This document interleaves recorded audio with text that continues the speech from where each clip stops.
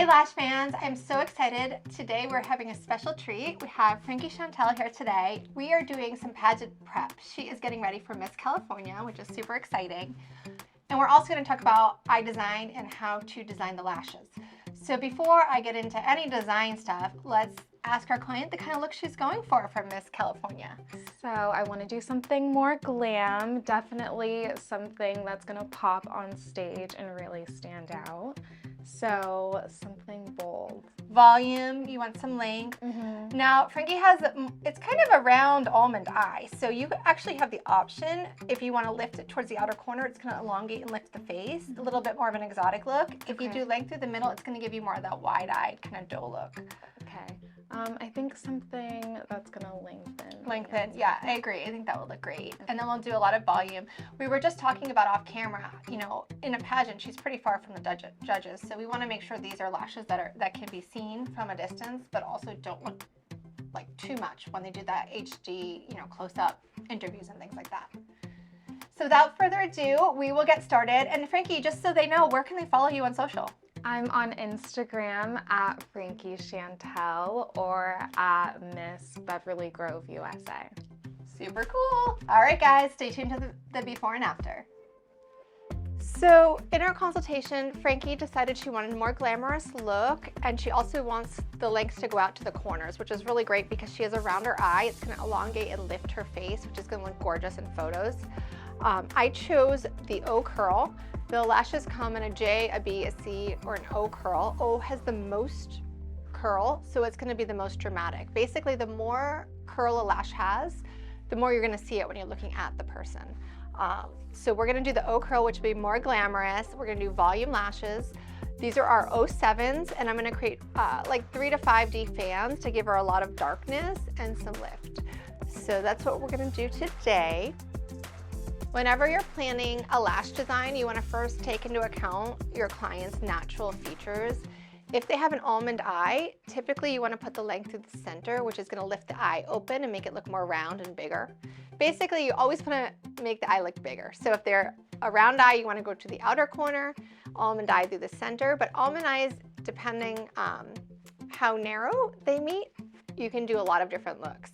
The other thing you want to look at is where the edge of the eyes meet. If the top lid comes down at an angle, you don't want a lot of length on that outer lash because it's going to make the eye drop. So if you draw an imaginary line from the nostril to the corner of the eye, all the lashes should lift from that point. No lashes should fall below that line because that will make the eye droop. The other thing we're looking at is spacing. Frankie's eyes are perfectly spaced. If the client's eyes are more than one eye width apart, they're considered wide set. And that's when you might want to do a reverse cat eye or a little bit more length towards the nose to pull the eyes closer together. If they're closer than one eye width apart, that's considered narrow set, and that's where you want to really emphasize that outer corner to pull the eyes apart. So that's your guidance on shape, and then you're going to think about volume, length, and curl. So we already said we're doing the curliest lash, which is going to be the most dramatic. For length, I never like to go more than double the natural length because it's just too much weight on the hair. So for the most dramatic, I would do double on the outer corners and then taper down. You're always using at least 3 lengths, but typically I use 5 to 6 lengths. That's going to make it look more real. No matter how long you go, if you have an abrupt shift in length, it's not going to look real. And if all the lashes are lined up like a broom, that's not going to look real. Natural hairs have texture and they have long ones and short ones because each of our lashes is on its own growth cycle. So we want to make sure we mimic that by creating some texture in there and going long and short to create a nice blended fan. And so lastly, we're going to talk about the width of the lash. For volume, I always use a 0.07. Our LAshX lashes are patented. They are called mink lashes, but they're made of a nylon polymer. And because of that, they're really light. So they give the appearance of a thicker, darker lash, but they don't weigh down the hair. They're also super flexible. So they're going to move with her natural lash without putting torque or tension on the hair follicle. So with these, I'm going to do an 07, probably 5D, and create a nice voluminous look with the lift. Other things that you can talk about is color and emphasizing the eye color. Typically, if someone has red hair, you could put burgundy in there and brown, and it really makes their green eyes pop because it's opposite on the color wheel.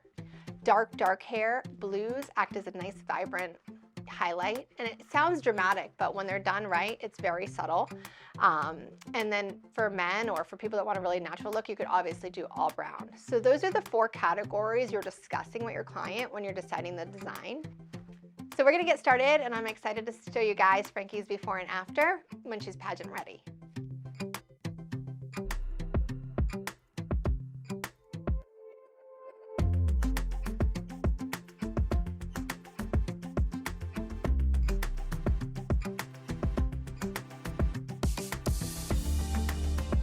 So we are ready to reveal Frankie's lashes to her. She's ready for her pageant. You ready to see? Yeah. Okay, here you go. Oh my gosh. Amazing. Awesome. Thank you so much. I appreciate you coming in. Thank you guys for watching. Please comment, like, and follow. We'll see you on the next video.